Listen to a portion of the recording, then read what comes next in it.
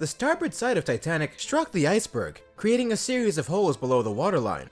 5 of the 16 watertight compartments were heavily breached, and the 6th was slightly compromised.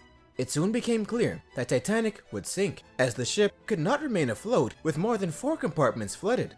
Titanic began sinking bow first, with water spilling from compartment to compartment over the top of each watertight bulkhead, as the ship's angle in the water became steeper.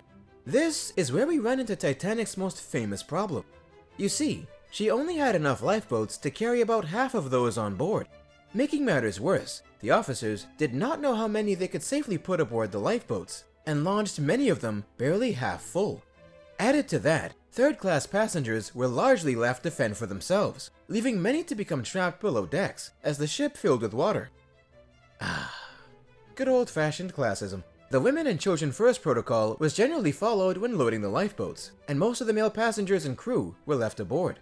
Between 2:10 a.m. and 2:15 a.m., Titanic began sinking even faster as the boat deck dipped underwater, and the sea poured in through open hatches and grates. As the ship's stern rose out of the water, exposing the propellers, the Titanic broke into 2 main pieces between the second and third funnels.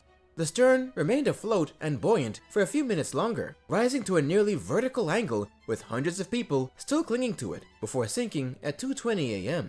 Those who remained were cast into the water at a temperature of -2 degrees Celsius or 28 degrees Fahrenheit. This was abnormal, as typical water temperatures in the area sat around 7 degrees Celsius or 45 degrees Fahrenheit during mid-April. It was as if the Atlantic had it in for these guys specifically. The coldness of the water was a critical factor, often causing death within mere minutes. Ultimately, only 5 who were in the water were helped into the lifeboats, though they had room for almost 500 more. Good old-fashioned classism.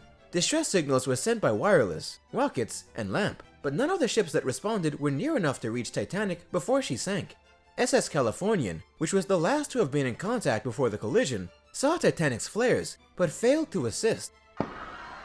Ooh, pretty. Man, those guys must really be enjoying that fireworks show.